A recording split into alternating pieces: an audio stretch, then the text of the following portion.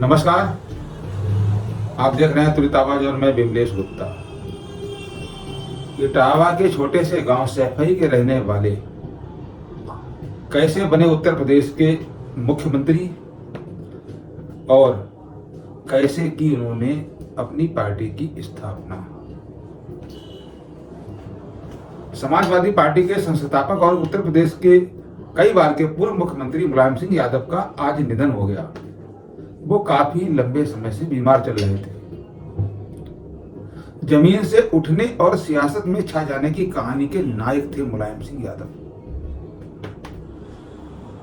मैं उनकी कहानी से आपको रूबरू करा रहा हूं।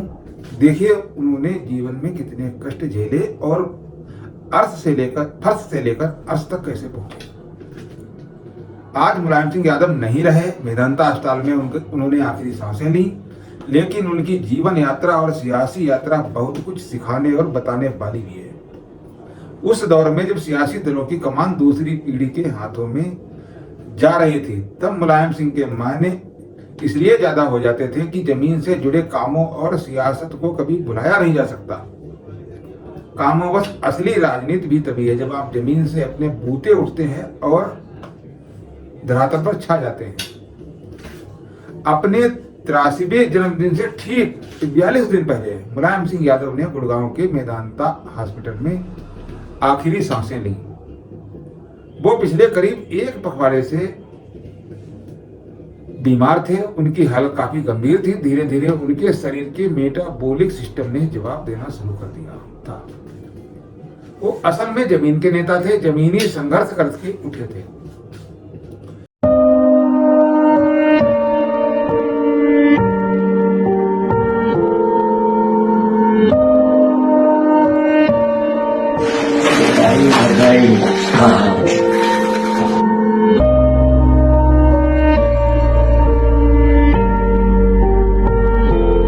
इसीलिए उन्होंने राजनीति में इतनी लंबी पारी खेली जो आमतौर पर सियासी नेताओं के लिए आसान नहीं होता। उनकी कहानी एक साधारण कार्यकर्ता से लेकर सियासी शिखर तक पहुंचने और खुद अपने दम पर अपनी मजबूत पार्टी खड़ी कर लेने की कहानी भी है। पहलवानी करने वाले और टीचिंग पेशे में आने वाले मुलायम सिंह ने जीवन में हर धूप छांव देखे थे। वो कई दलों में रहे, कई बड़े नेताओं की शागिर्दी की और अपनी पार्टी भी बनाई। यूपी में 1-2 बार नहीं बल्कि 3 बार उत्तर प्रदेश के मुख्यमंत्री की कमान भी संभाली। यूपी की पॉलिटिक्स जिन धर्म और जात के मुकामों की प्रयोगशाला से गुजरी, उसमें मुलायम सिंह ने अहम भूमिका भी निभाई। उनके समय के लोगों को अब भी याद है कि किस तरह लखनऊ में मुलायम सिंह 80 के दशक में साइकिल से सवारी किया करते नजर आते थे और साइकिल से वो बहुत घूमा करते थे। कई बार साइकिल चलाते हुए अखबारों के ऑफिसों और पत्रकारों से मिलने भी पहुंच जाया करते थे। तब उन्हें खांटी सादगी ही पसंद थी और जन जन से जुड़ा हुआ नेता माना जाता था। मुलायम सिंह यादव लोहियावादी होने के साथ ही बिहार के समाजवादी नेता दिनेश्वर मिश्र से भी काफी प्रभावित थे और धर्मनिरपेक्षता उनमें कूट कूट की भरी हुई थी। हालांकि 80 के दशक में वो यादवों के नेता माने जाने लगे थे। किसान और गांव की बैकग्राउंड उन्हें किसानों से भी जोड़ रही थी। मुस्लिमों के पसंदीदा और राम मंदिर आंदोलन के शुरुआती दिनों में बने, जब उन्होंने एक नारा दिया था कि बाबरी मस्जिद को कोई परिंदा भी पर नहीं मार सकता।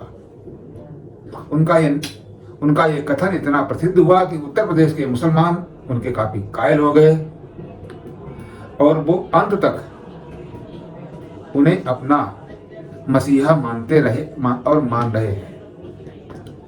कभी खुद वंशवाद को मुलायम सिंह कोसा करते थे, लेकिन समय ने पलटा खाया और बहुत कम लोगों को याद होगा कि 80 के दशक तक अपने राजनीतिक आका चरण सिंह के साथ मिलकर वो इंदिरा गांधी को वंशवाद के लिए कोसने का कोई मौका नहीं छोड़ते थे।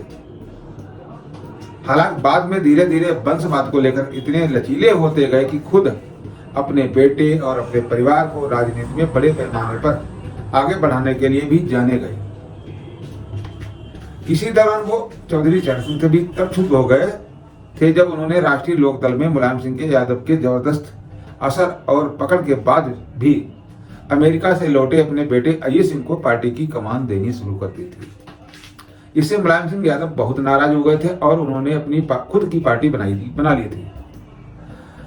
बाद में चरण सिंह के निधन के बाद पार्टी टूटी और उसके एक धड़े की अगुवाई मुलायम सिंह करने लगे। 1992 में उन्होंने नई पार्टी बनाई जिसे समाजवादी पार्टी के तौर पे जाना जाता है और समाजवादी पार्टी का नाम दिया था, जिसका प्रतीक चिन्ह उन्होंने उसी साइकिल को बनाया जिस पर कभी वो लखनऊ की गलियों में घूमा करते थे। मुलायम सिंह यादव में हवा को भांपने की भी गजब क्षमता थी। इसमें कोई शक नहीं कि जिस बैकग्राउंड से राजनीति में आए थे मुलायम सिंह, उसी बैकग्राउंड से और मजबूत होते गए। उनमें सूझबूझ थी और हवा को भांप कर अक्सर पलट जाने की प्रवृत्ति भी थी। कई बार उन्होंने फैसलों और बयानों से खुद ही अलग कर लिया। राजनीति में कई सियासी दलों और नेताओं ने उन्हें गैर भरोसेमंद माना, लेकिन हकीकत यह है कि यूपी की राजनीति में वो जब तक सक्रिय रहे तब तक किसी न किसी रूप में अपरिहार्य बने रहे।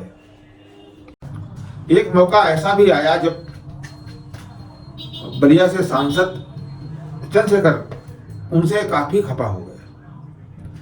मुलायम सिंह को तब चंद्रशेखर का बहुत करीबी माना जाता था जब उन्हें प्रधानमंत्री की बात किया करते थे, लेकिन एंड टाइम पर जब वो पलटे और विश्वनाथ प्रताप सिंह के पीएम बनने पर सहमति जाहिर कर दी, जो चंद्रशेखर गुस्से में भर उठे थे। वैसे उन्होंने अब तक की राजनीति की यात्रा में वो कांग्रेस के साथ भी गए, कांग्रेस की मनमोहन सरकार को बचाया, वामपंथियों के पसंदीदा भी बने। लेकिन जब विश्वनाथ प्रताप सिंह की सरकार बनी तो चंद्रशेखर खुद प्रधानमंत्री बनना चाहते थे, लेकिन मुलायम सिंह यादव ने उनका साथ नहीं दिया। दोनों अक्सर कहा करते थे कि मुलायम सिंह पर विश्वास नहीं करना चाहिए। हम मुलायम का एक स्टैंड उनका राजनीतिक करियर से आज तक कायम है। वो राष्ट्रीय स्वयंसेवक संघ के प्रति उनका खिलाफत भरा दृष्टिकोण, हालांकि उन पर कई बार ये आरोप भी लगे कि वो भारतीय जनता पार्टी के प्रति कई बार सॉफ्ट हो जाते हैं, कभी नॉर्मल हो जाते हैं, लेकिन जब तक सक्रिय राजनीति में रहे जमीन से जुड़े रहे। एक मौका ऐसा भी आया जब भाई शिवपाल सिंह यादव उनके बहुत काम आए। मुलायम सिंह यादव 80 के दशक में राजनीति के बेहद मुश्किल दौर से भी गुजरे। उन पर हमले हुए, साजिशें रची गईं, लेकिन हर बार उनके छोटे भाई शिवपाल सिंह यादव ने उन्हें बचाने की काफी कोशिश की और यहाँ तक कि अपने जान की बाजी भी लगा दी। इसी वजह से शिवपाल सिंह यादव हमेशा उनके करीबी सियासी सलाहकार बने रहे और वो अब भी उनसे राय मशवरा लेते रहते थे। मुलायम सिंह यादव 8 बार विधायक और 7 बार सांसद रहे। मुलायम सिंह यादव 1967 से लेकर 1996 तक उत्तर प्रदेश में विधानसभा के सदस्य रहे। एक बार 1982 में विधान परिषद के सदस्य रहे। 1986 में ही उन्होंने लोकसभा का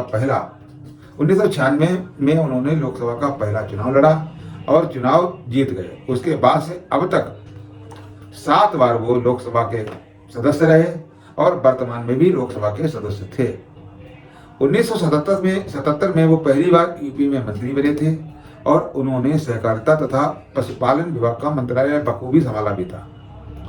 1980 में लोकदल के अध्यक्ष रहे मुलायम सिंह यादव और 1985 से 87 तक उत्तर प्रदेश में जनता दल के अध्यक्ष रहे। पहली बार 1989 में यूपी के मुख्यमंत्री बने। 1993 से 1995 में दूसरी बार और 2000 में वो तीसरी बार उत्तर प्रदेश के मुख्यमंत्री बने हैं। इस बार वो 3 बार मुख्यमंत्री बने रहे। 1996 में जब केंद्र में देवगौड़ा सरकार बनी तब मुलायम सिंह को केंद्र सरकार में रक्षा मंत्री बनाया गया। मुलायम सिंह का विवादों से अक्सर नाता रहा और पारिवारिक कलह से भी उनका सामना होता रहा। पारिवारिक विवाद कई बार सामने आए, कभी पत्नी को लेकर, कभी भाई को लेकर, कभी बच्चों को लेकर। इस प्रकार उनका पारिवारिक कलह से सामना होता रहा। कई बार वो अपने विवादित बयानों को लेकर भी चर्चा में आए। हालांकि पिछले कुछ सालों में उनके व्यक्तिगत जीवन में बहुत कुछ ऐसा हुआ जिससे भी वो पारिवारिक तौर पर उलझते रहे और परिवार से लेकर कुनबे तक तमाम अंतरकलह के हालातों का उन्होंने पिछले कुछ सालों में खूब सामना किया। इस बीच उनकी कई बार तबीयत खराब हुई और गंभीर तरीके से खराब हुई। उनकी पत्नी साधना गुप्ता की भी मृत्यु हो गई। इस पर भी परिवार में काफी कलह हुआ, लेकिन वो हमेशा नजरअंदाज करते रहे। छोटे कद के मुलायम सिंह वैसे भारतीय पॉलिटिक्स में एक ऐसे राजनीतिक भी रहे जो सियासी दलों और विचारधाराओं से परे जाकर सबके काम आते रहे। सब उन्हें पसंद करते थे, हर पार्टी में उनके मित्र थे, उनके चाहने वाले थे। उन्होंने सभी सहयोगी दलों को सहयोग दिया और बदले में पाया भी। हाँ, और हो सकता है कि उन्हें इस बात का मलाल रह गया हो कि चाहने के बाद भी वो कभी प्रधानमंत्री की गद्दी तक क्यों नहीं पहुंच सके। हालांकि तय है कि मुलायम के सियासी कद, काम और सियासी यात्रा को दोहरा पाना किसी के लिए आसान नहीं होगा।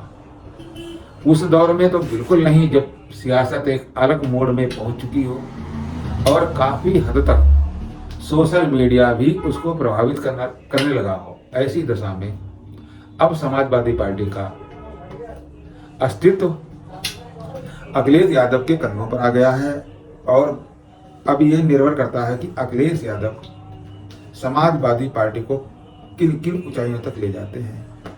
हालांकि माननीय मुलायम सिंह यादव जी का पार्थिव शरीर सैफई गांव पहुंच चुका है।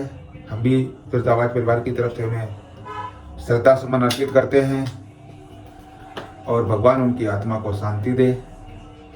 लेकिन अब भी नारे लग रहे हैं कि जब तक सूरज चांद रहेगा मुलायम सिंह तुम्हारा नाम हमेशा याद रहेगा और सदियों सदियों तक मुलायम सिंह याद किए जाएंगे। जब जब भी बाबरी मस्जिद का नाम आएगा तो मुलायम सिंह याद किए जाएंगे।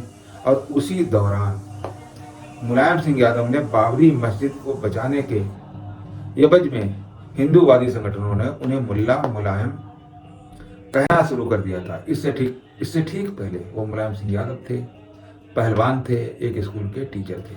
आप देखिए दुर्दाबाज की ये रिपोर्ट आपको कैसी लगी, कमेंट बॉक्स में जाकर कमेंट जरूर करिए। कल फिर मिलेंगे किसी दूसरी खबर के साथ। धन्यवाद।